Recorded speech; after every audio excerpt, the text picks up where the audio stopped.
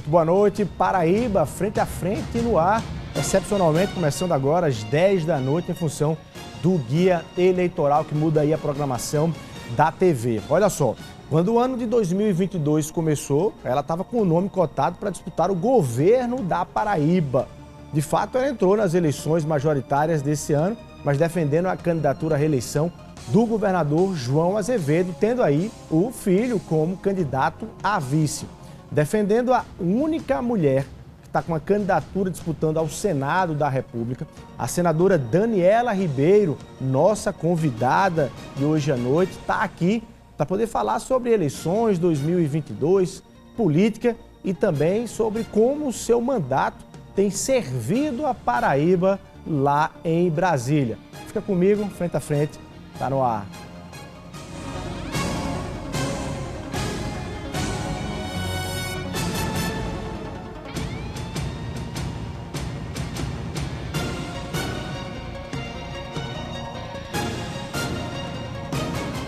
Senadora Daniela Ribeiro, muito boa noite, seja muito bem-vinda aqui no Frente a Frente. Muito obrigado pela sua presença. Eu que agradeço, Luiz. Boa noite aos teus telespectadores. Boa noite a você. Uma alegria estar aqui mais uma vez. Vamos bater um papo aqui, que não está diretamente nessa campanha, mas está na campanha. Você se imaginava fora dela, senadora, em algum momento, fora dela do ponto de vista de não estar disputando 2022?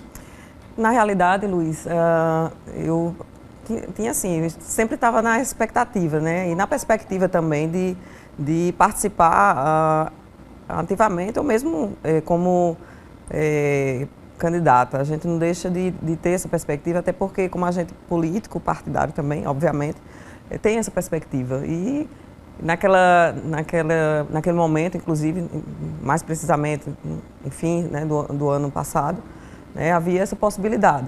Então, eu sempre sou muito atenta, né, ao meu mandato e a possibilidade de estar no enfrentamento político, né, também, né, e principalmente ao chamado do povo paraibano, né. Mas então, havia essa perspectiva, né? A conjuntura lhe colocou nesse momento aí, nessa campanha, no apoio, na coligação com o governador João Azevedo. Esse sonho ficou completamente fora ou é algo para ser, enfim, alimentado mais para frente? Então, eu nunca digo que não, né? Que a gente pode dizer assim, isso jamais vai acontecer e dar uma definição como essa, de forma alguma. Até porque minha vida é muito entregue a Deus e eu não posso afirmar uma coisa como essa. Até porque quem não sonha é uma pessoa na vida pública, quem não sonha também administrar o seu estado ou sua cidade, né? Então, eu não posso afirmar que jamais estará nos meus planos, né?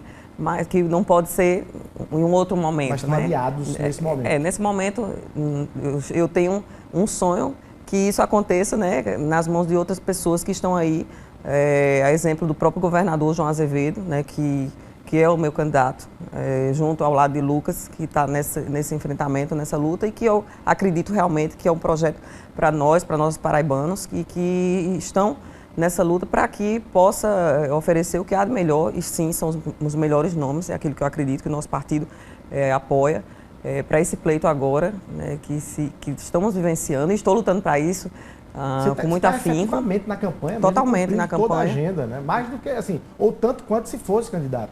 Então, eu não entro, como eu digo sempre, não entro em nada pela metade na minha vida, então naquilo que eu acredito.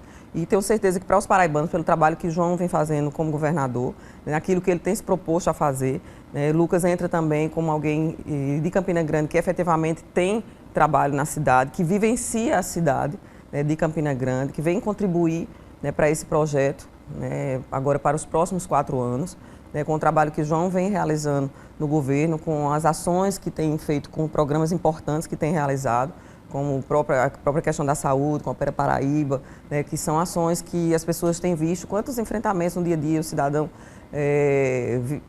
que necessita com relação a você precisar de cirurgias e você olhar e dizer, meu Deus, que coisa tão distante de mim, de conseguir alguma consulta imediatamente e você olhar e dizer, não, a partir daí eu preciso conseguir uma cirurgia, para isso uma distância tão grande, você hoje ter essa possibilidade. É um exemplo, você ter, eu que sou educadora, você olhar e ter as pessoas terem a possibilidade de estudar uma escola que seja bem equipada e aparelhada. Então, você olhar essa possibilidade, são reformas importantes. Então, centro de convenção em Campina Grande, é o respeito ao paraibano, sabe? Então, pessoa que trabalha e que se propõe a isso, a gente tem uma eleição que nós vivenciamos, né, uma democracia, então, e a importância de ter pessoas que trabalhem pelo nosso Estado. É um momento de escolha, quem está em casa sabe que o quanto isso é importante para todos nós. Então, vamos passar 4 anos, né, após essa escolha, né, tendo essas pessoas que vão estar à frente, né, administrando o nosso Estado. Quanto é importante esse momento de escolha. Então, a responsabilidade minha é tão grande de você apoiar e você dizer, eu vou lutar para mostrar essas pessoas, assinar embaixo, exatamente, e dizer, ó, são essas pessoas que eu escolhi e que estou apostando nelas. Então, não é simplesmente por ter alguém, né, em quem eu sou mais próxima e que está ali nessa chapa. É porque também eu estou assinando embaixo e vejo o trabalho dessa pessoa e sei o quanto ela tem essa responsabilidade hoje com a cidade de Campina Grande, mora de verdade na cidade, trabalha na cidade no dia a dia junto às pessoas, gosta das pessoas, como o Lucas, né, que está aí junto com o João, e trabalha no dia a dia junto às pessoas realmente, porque para você estar na política, tem gente que está na política realmente porque ama o que faz e porque gosta das pessoas, que é o caso de Lucas, o caso de João. E tem gente que está por outros motivos, e a gente sabe disso. Então... Agora, senador, você citou ali algumas ações do governo em Campina Grande especificamente, mas a gente está acompanhando aí que tem 2 candidatos especificamente ao governo, lá de Campina Grande, Pedro Cunha Lima, veneziano Vital do Rego, que criticam, falam da ausência de gestão lá em Campina. Por que Campina olharia para essa candidatura à reeleição de João em detrimento das outras 2 campinenses e diria, ó, é melhor ir por aqui? Primeiro, Pedro, ele, assim, eu não quero falar dele pessoalmente, né, como pessoa, mas Pedro não conhece Campina porque ele não mora em Campina, ele nunca viveu em Campina, ele não sabe o que é Campina Grande, porque todo mundo que é de Campina sabe que Pedro não tem nenhum vínculo com Campina. Na realidade, Pedro nem conhece Campina. Hoje, Pedro, ele precisa de um GPS para andar em Campina Grande, porque ele não conhece Campina. Ele tem que andar com alguém. Então, assim, nada contra a pessoa de Pedro, né? Um jovem que tem um futuro aí promissor, mas não conhece Campina Grande. Então, realmente, ele não pode falar nada sobre João, porque, na verdade, ele não vive Campina. Nunca viveu em Campina Grande, não conhece Campina Grande. Então, não pode falar nada sobre Campina, porque realmente ele não conhece. Veneziano, todo mundo sabe que veneziano, inclusive, quando prefeito de Campina Grande, os restaurantes populares de Campina Grande foram fechados na gestão de veneziano por causa justamente de irregularidades durante a gestão de veneziano. Veneziano, quando prefeito de Campina Grande, ele cometeu irregularidades na administração, inclusive utilizando empresas de fachada. Vocês terem uma ideia, vocês estão em casa. Pet shops, usou pet shops como empresas que foram licitadas para, entre aspas, fornecer para o restaurante popular. Então, e por isso mesmo, por causa dessas irregularidades, o restaurante popular foi fechado. Todos os secretários da época do veneziano tiveram contas reprovadas. Então, Campina Grande sabe, e todo mundo sabe, em Campina, que o veneziano deixou a cidade embaixo do lixo antes de sair da sua gestão. Quando ele saiu, Campina ficou embaixo do lixo. E a cidade não esqueceu isso. Tanto é que ele perdeu as 2 eleições, a dele para prefeito e logo após a da esposa dele no primeiro turno, gente. Isso é muito sério. Então, a Paraíba não quer isso. Esse é o debate que vocês estão fazendo lá dentro de Campina Grande. Estão chamando para fazer esse debate lá em Campina Grande. Então, e debater sobre Campina Grande, então uma pessoa como essa pode falar alguma coisa para Campina Grande. Então, por isso que ele está tentando falar fora, para ver se as pessoas que não conhecem Campina Grande compram uma história, porque o veneziano tem a retórica bonita, fala difícil. Aí as pessoas, para talvez tentar enganar. Mas não engana quem é de Campina Grande, e aí por isso que não dá para falar. Tenta chegar lá em Campina para talvez vir com alguma outra história, mas não engana Campina. Tanto é que Campina não votou nele, perdeu as 2 eleições no primeiro turno. Então não dá para debater isso em Campina. Então, para falar de João, não dá para falar de João, porque realmente uma pessoa que fez isso com Campina, maltratou Campina dessa forma, inclusive perdeu a eleição dentro de Campina Grande para o Senado Federal, ficou em 3º lugar na cidade de Campina Grande. Então, é alguém que realmente Campina não aprovou, justamente pela forma que ele tratou a cidade de Campina Grande. Agora, não reconhecer o que João fez por Campina Grande fica até feio, pelo trabalho que o João vem realizando, inclusive com o respeito que tem a cidade, o próprio escritório de representação. Pode dizer, fazer um escritório de representação em Campina Grande, ou seja, onde você demonstra o respeito que tem a cidade, na hora que você trata bem. Se você visitar o novo escritório de representação de Campina Grande, demonstra o respeito que você tem à cidade, porque hoje o governador, não é hoje por causa do tempo da eleição, ele recebe as pessoas no escritório de representação, não só as pessoas de Campina Grande, também da região de Campina Grande, onde você tem um escritório de alto nível, onde você demonstra que você respeita a cidade. A própria ação que você tem dentro da cidade, com relação a não só a questão do centro de convenções, a gente está falando de empregos, a gente está falando de serviços que se faz, a gente está falando também de ações como essa, que eu falei de serviços como o Opera Paraíba, a gente está falando do Tá na Mesa, a gente está falando de ações como o próprio Prato Cheio, que tudo isso são ações também de segurança alimentar. Então, o próprio centro da questão do autismo, que é um centro onde as pessoas têm, inclusive, elogiado muito do tudo centro, tudo em Campina Grande. Então, negar isso é você negar, olhar para o povo de Campina e dizer que não se importa com as pessoas de Campina Grande que têm recebido todos esses serviços. Então, senador, eu ia perguntar isso mais no final da nossa conversa, mas eu vou trazer porque a gente entrou nesse gancho aqui, que é a história de... as pesquisas apontam que o governador João Azevedo já teria ali o seu espaço garantido no primeiro turno e a expectativa toda geraria em torno de Pedro Cunha Lima, veneziano Vital do Rego e Nilvan Ferreira nessa segunda vaga ali para disputa ao segundo turno. Então, na verdade, se a composição for de fato essa, só irá ou veneziano ou Pedro para o segundo turno ou Nilvan. Nesse caso específico, a minha pergunta é para Campina Grande. Vocês têm algum problema em como seria uma composição de chamamento se o veneziano ficar de fora da chapa do segundo turno, se Pedro Cunha Lima ficar de fora do segundo turno? João Azevedo não teria condições de atraí-los à base no eventual segundo turno? Vocês têm algum veto? Vocês trabalhariam por esse apoio a um João Azevedo eventualmente disputando o segundo turno? Não, acho que a gente tem que discutir isso, Luiz, sou muito sincero, acho que a gente tem que pensar nisso a partir do momento que você vá para saber quem, se houver segundo turno, você discutir com quem a gente vê quem é que vai para o segundo turno, né? Eu acho que essa discussão, eu não queria me antecipar a isso porque não sabemos o que é que vai acontecer, né? Então, eu prefiro esperar, ainda temos quase 3 semanas, né, de trabalho. Eu sou muito sincera, acho que nessas 3 semanas a gente tem que trabalhar bastante para que a gente possa aí ter uma vitória importante. Qual a sua estratégia de pensamento? Assim, você está sendo ouvida na campanha? Muito. Eu acho que eu posso dizer para você que há um respeito muito, muito forte com relação a essa parceria que tem sido muito boa. Porque eu acho que quando existe o respeito, eu já acho que ela é fundamental. Um respeito já nesse momento, né, anterior a uma vitória, uma possível vitória, que eu digo sempre que a gente tem que agir com muita humildade, né, respeitar os adversários, eu tenho muito respeito. Acho que toda eleição a gente tem que ter muito pé no chão, humildade, né, trabalho, até o último dia, muito trabalho, né, e eu acho que isso é fundamental. Então, há um respeito muito grande com relação a ouvir, sim, as sugestões, ouvir e respeitar, haver um chamamento de sempre que a gente esteja junto. Há um respeito muito grande com o Lucas, né, com o vice.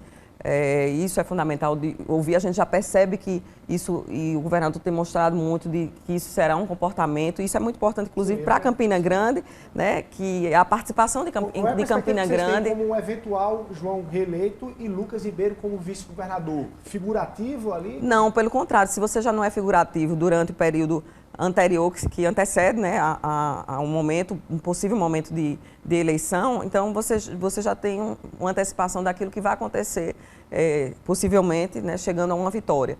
Então, vocês tinham essa noção com Bruno Cunha Lima? Total.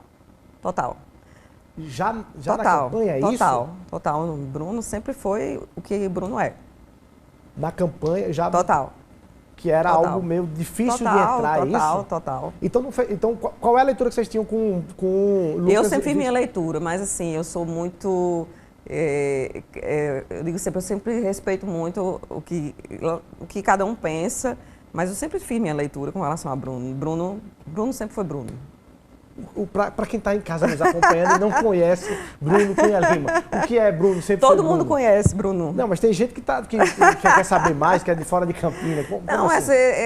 Com relação a isso, por exemplo, a essa questão de como é na campanha. De agregar. Da questão, por exemplo, quem não vê a participação de Lucas, todo mundo percebe a participação de Lucas na campanha hoje, na campanha de João, por exemplo, nas redes sociais, no próprio guia eleitoral.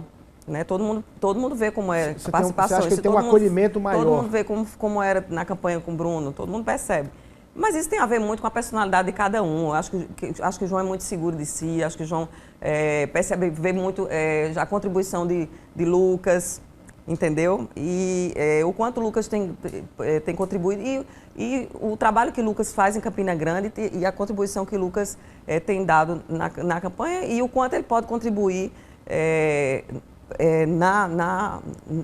como eu disse, não é uma possível vitória, se Deus quiser. Você acha que no caso Bruno Cunha Lima, via Lucas ali, os dois jovens ali da política, como sempre um concorrente ou um futuro concorrente, é isso? Olha, eu prefiro, como eu disse, o comportamento da pré-campanha, vamos dizer, de uma campanha, já sinaliza aquilo que veio para depois. Para mim, já sinalizava, para mim. Especificamente, sempre sinalizou. O que para mim também sinalizou hoje, João, numa participação de Lucas, se Deus quiser, numa possível eleição. Isso para mim é importante, eu falo especificamente no partido, e para o meu partido já sinaliza também o que é que o PSD, a participação também numa possível eleição de João, no que vamos poder contribuir também. E isso eu falo porque demonstra que o que significa, João, no que diz respeito à participação dos seus aliados na contribuição, porque eu acho que o que significa dizer que você contribui dentro de uma gestão. Acho que participação partidária é isso, sabe, Luiz? Você ter a condição de contribuir. Você vê em Campina Grande o quanto na gestão o Progressista contribuiu com Rosália, uma secretária da equipe de Rosália, Lucas, aí é o que eu estou falando para a classe produtiva. Que já está no governo hoje. Que já está no governo hoje, você vê da classe produtiva de Campina Grande, sabe o que eu estou falando. Né? O pessoal da área de cultura e de turismo sabe o que eu estou falando, que eu estou me comunicando para Campina Grande, sabe o que eu estou dizendo. Então, não é ninguém quer espaço, tanto é que a época quando, a primeira vez na época da nomeação, quando houve uma movimentação inicial lá atrás, para que houvesse, vamos diminuir a secretaria para que houvesse... Ninguém está atrás de emprego, não. Se tiver dificuldade com relação a isso, não precisa, esquece isso. Se você quer contribuir para realmente ter espaço para trabalhar e fazer uma contribuição dentro da administração, se faz, mas se for questão de emprego, pode esquecer que ninguém pensa nisso, não. Então, o que eu quero dizer, no final das contas, é que, graças a Deus, a gente pensa para o Estado, a gente pensa para contribuir para o município, para o Estado da Paraíba. Se for para pensar para si próprio, ninguém tem interesse em projeto como esse, não. Então, retomando, né, dentro dessa perspectiva da tua pergunta, eu quero dizer que o que eu vejo e o que a gente deseja e o que foi colocado, acho que foi o grande interesse dentro dessa construção partidária, dessa perspectiva aí, desse projeto João Azevedo, Lucas, Poliana, e dentro desse contexto dos outros partidos, né, aliados, dessa participação na construção para a Paraíba. Então, na hora que veio alguém de Campina Grande, alguém do Sertão, João, aqui da região metropolitana, João Pessoa e região metropolitana, nessa construção, como se constrói para atender toda a Paraíba. Vocês não estão se sentindo estranho Juninho nessa relação com o João Azevedo? Não, é isso que eu quero dizer. Acho que nessa construção todo mundo terminou ficando à vontade, sabe? Ele fez com que todo mundo pudesse se sentir à vontade e participativo dentro dessa construção. E isso está acontecendo. E o que eu fico feliz é porque, dentro desse contexto, Campina Grande pode se sentir tranquila, porque está dentro e inserida nessa construção. E é por isso que eu acho que tem se fortalecido muito a eleição de João em Campinas, especificamente. Eu estou falando particularmente nesse momento, porque Campina tem se sentido segura. Entende? Porque em João sendo eleito, Campina tem se sentido segura, porque mesmo sendo um vice, mas não é um vice que não seja valorizado. Campina se sente valorizada com a participação de Lucas nessa chapa. E aí, só para a gente fechar, porque eu quero mudar de assunto, não era isso que estava acontecendo com o Lucas, vice-prefeito de Campina Grande. Não. Aliás, mas mesmo assim, Lucas faz seu trabalho independente de ter essa participação ou não. Porque pelas relações que o Lucas constrói, pela forma dele trabalhar, porque ele não espera por ninguém. Tipo, bom, se mesmo não tem nesse espaço, ele é vice, quer queira ou não. Então ele faz o seu trabalho, foi para os bairros, sempre esteve com as pessoas.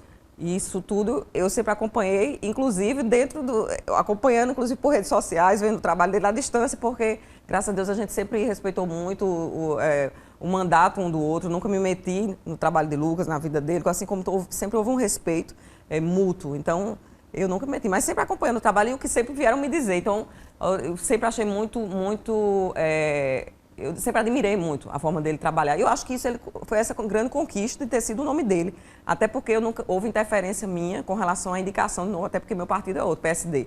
E apesar de ser mãe dele, eu não tive a interferência de o nome é o de Lucas, por incrível que pareça, você pode até dizer. É sério, Daniela? Sério.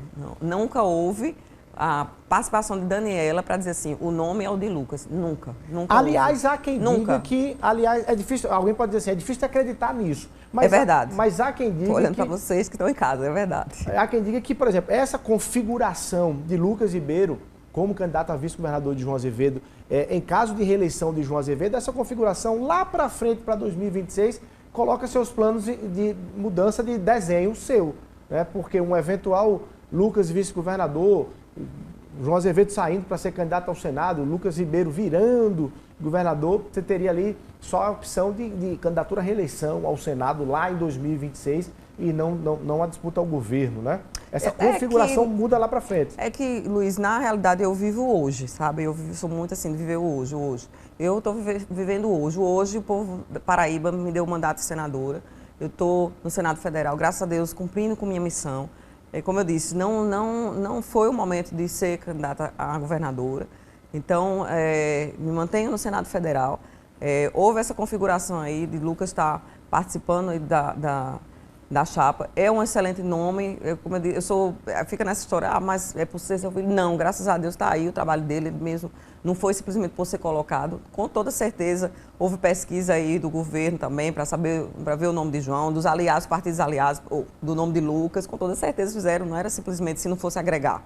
Não era simplesmente seu nome de Lucas. Então, eu fico super tranquila, porque eu sei que lá na frente vamos ver o que é que vai acontecer, enfim, o que é que possivelmente vai ter reservado para nós. E o povo da Paraíba sempre que Deus em primeiro lugar, e o povo da Paraíba sempre define e tem um chamamento para a gente fazer nossos planos e seguir em frente, né? Obviamente dentro daquilo que eu amo fazer, que é colocar meu nome, estar na frente na política da Paraíba, cumprindo minha missão. Você não está fazendo planos a partir de 2 de outubro de 2022. Seus planos estão até 2 de outubro, né? Agora, deixa eu lhe perguntar, no Senado você tem um trabalho em relação à defesa da mulher. Sim. E da defesa da participação da mulher. Sim. Na política. É difícil, de fato, ser mulher e estar na política? Você ainda sente isso na pele? Sim, é difícil ser mulher e estar na política. Por quê? Porque é um mundo que é extremamente masculino, né? A gente sabe disso, sabemos disso. Apesar de avanços importantes nós tivemos, por ter espaços que outrora não tivemos. Eu gosto sempre de dar o exemplo do banheiro feminino no Senado Federal, que só tivemos em 2016, a partir de 2016, ou seja... Peraí, não tinha banheiro feminino? Não, no plenário do Senado Federal... No plenário do Senado só tinha banheiro masculino? Só tinha banheiro masculino, só veio existir o banheiro feminino no ano 2016. 2016. Isso significa dizer que não havia muita perspectiva, né? Ou seja, de mulheres, tantas mulheres, só veio ter o banheiro feminino no ano 2016. Isso é uma amostra, uma simbologia muito forte. Então, o que demonstra isso? O quanto nós demoramos, né, para a gente chegar, né, onde a gente hoje chegou, que ainda está bem distante. Nós somos 81 senadores, né, 81 vagas para Senado, no Senado Federal. E hoje nós temos, somos 12, né, 12 cadeiras eleitas. De 81 eleitas, né? Aí se a gente disser assim, mas hoje nós temos 12 mulheres. 12 mulheres.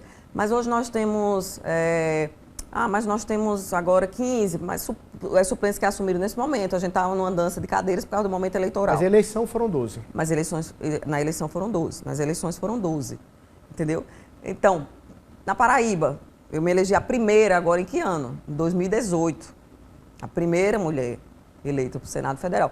Então, aí é difícil? Sim, é difícil ainda. A gente ainda tem... Quais são as dificuldades, Adriana? Existem as dificuldades? Sim. Eu vou dar um exemplo para você.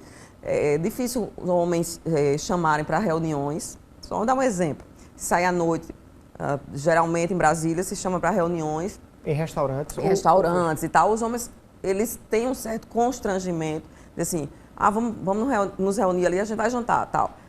E muitas vezes, nós mulheres, somos excluídas, né, desses jantares que são importantes a gente estar presente, obviamente, porque são discutidos os próprios homens têm ali aquele sejam as mulheres ou senadoras ou deputadas casadas ou solteiras. Isso, casadas ou solteiras. Há uma dificuldade.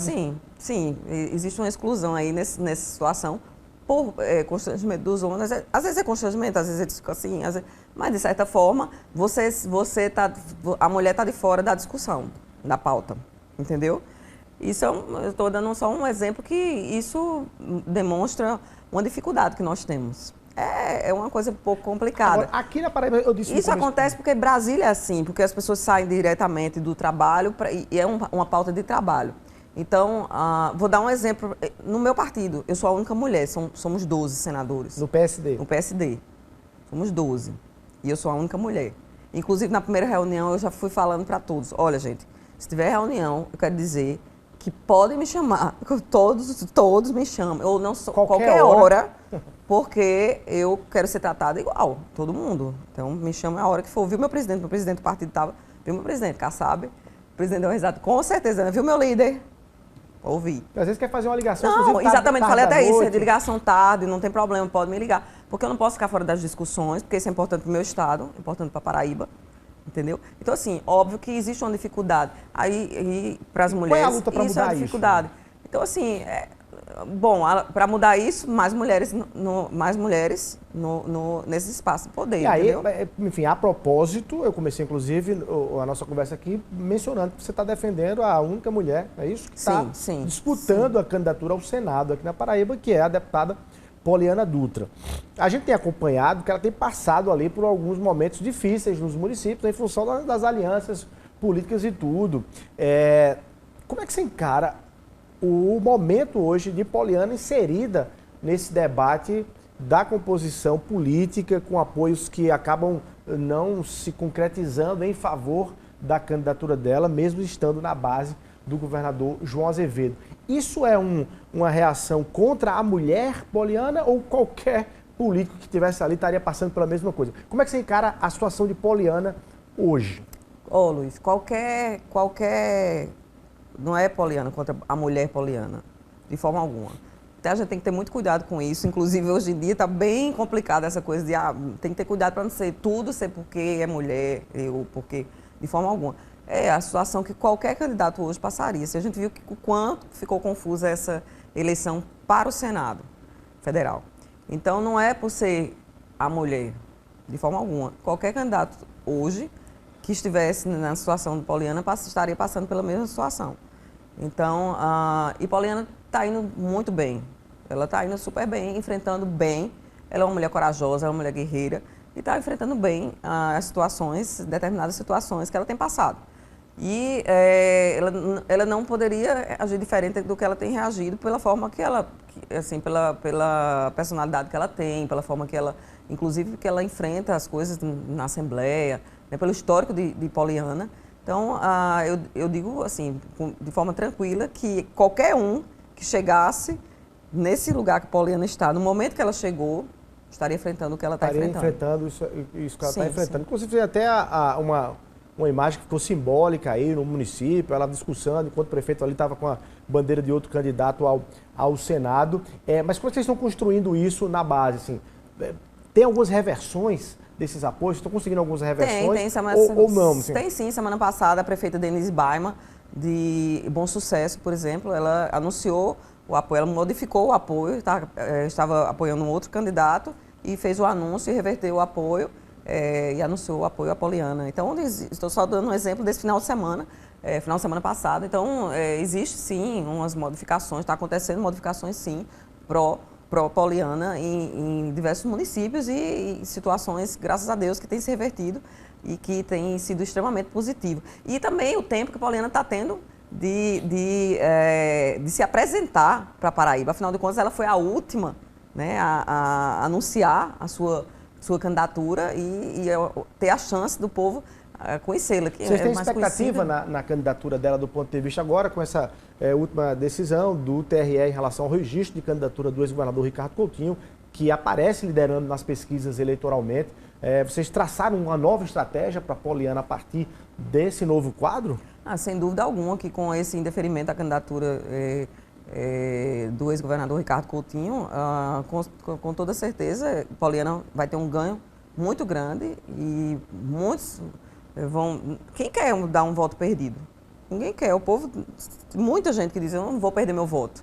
Então, vai levar o voto para Poliana. Esse voto, muitos dele, a maioria desse voto, vai para Poliana com toda certeza. Você falou uma situação interessante, que é a questão da vitimização das mulheres, que a partir do momento que você defende as mulheres, inclusive na lei da questão da violência na política contra as mulheres, tem ali aquela linha tênue entre a vitimização, assim, você está debatendo com a mulher, diz, não, mas você falou porque eu sou mulher e tal. Qual é essa linha, senador? Assim, você tem visto, por exemplo, o presidente Jair Bolsonaro em debates, aí faz ali uma acusação, faz ali uma fala mais dura com uma candidata, tem duas, né? Que inclusive a Simone Tebet está aqui amanhã na Paraíba, ou contra jornalistas, mulheres, enfim, tem também isso na própria política, um deputado contra uma deputada, ou um senador contra uma senadora. Qual é a linha? Para não ficar parecendo assim tudo, não pode conflitar com a mulher porque eu já estou errando. Tem que ter muito cuidado, o bom senso, a linha é o bom senso. Tem que ter muito cuidado com essa questão com relação à vitimização, obviamente, e eu acho que a linha é o bom senso. O homem sabe muito bem quando ele passou dos limites e a mulher sabe muito bem quando ela está se vitimizando. Nós sabemos e vocês também sabem. Então, a linha, antes de tudo, é o bom senso. Hoje nós temos lei com relação à questão da violência política de gênero.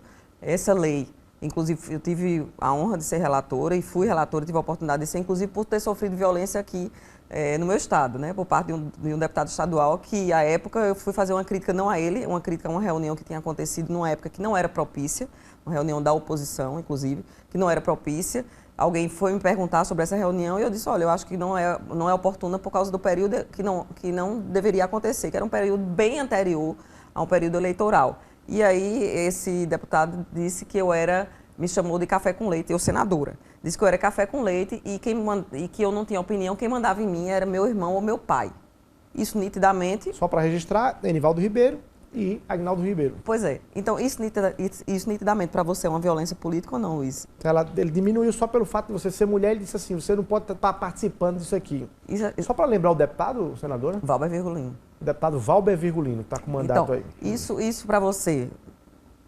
Você é um homem, isso para você uma violência... Ele usou o gênero para dizer que você está fora. Ou seja, eu, uma senadora da República, disse isso. E eu não tenho... Ele disse que eu era café com leite. Quem mandava em mim era meu pai e meu irmão. Ou seja, nitidamente isso é uma violência política.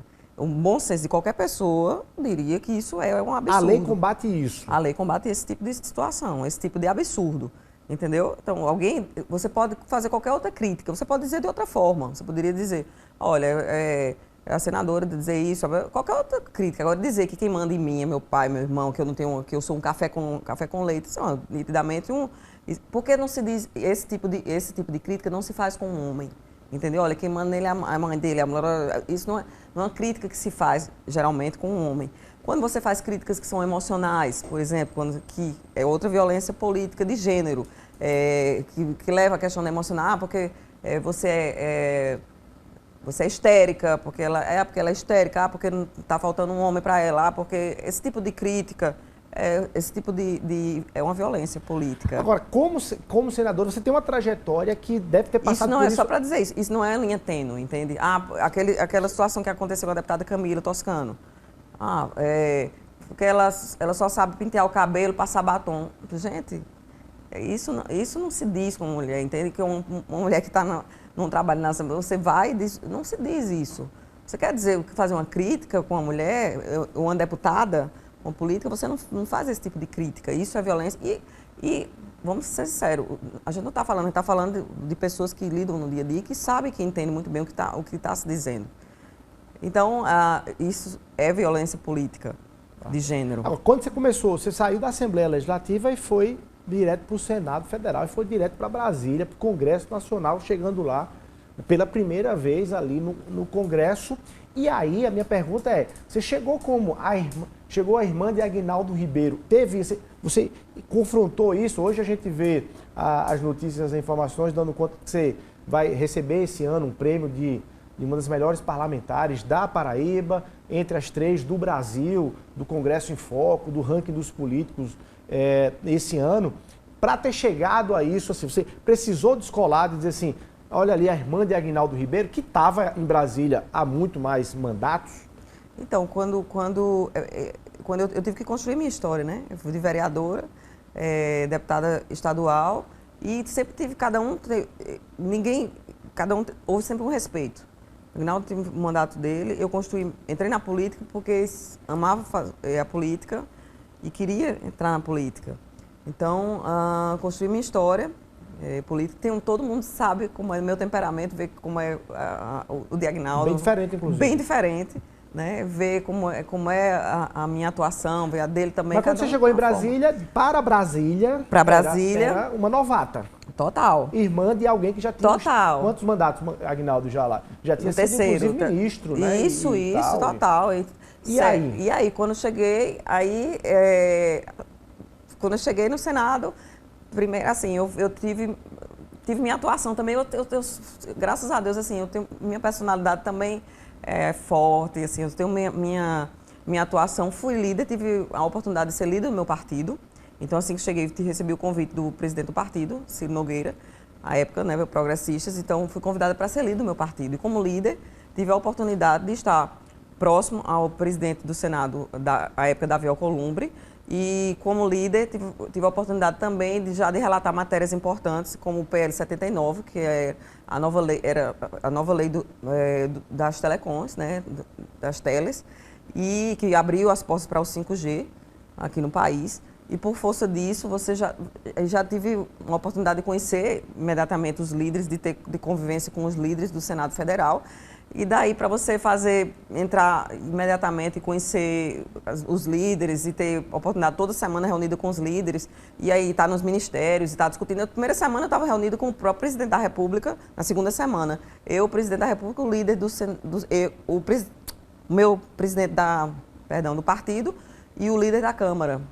À época ainda Arthur Lira, né? O líder na Câmara, né, do partido. Então, já estava muito influente também. E aí já fui também percorrendo e fazendo meu caminho. E Aguinaldo lá na Câmara. Então, eu fiz meu caminho. E aí, agora você... E aí já fui tendo a oportunidade também de relatar outras matérias. Aí fui para dentro da Comissão de Ciência e Tecnologia e já fui fazendo aqui, trazendo para a Paraíba esses resultados. E aí consegui a Caixa Econômica, a superintendência da Caixa Econômica para Campina Grande, porque aí já fui ter audiência com o presidente à época da Caixa Econômica Federal.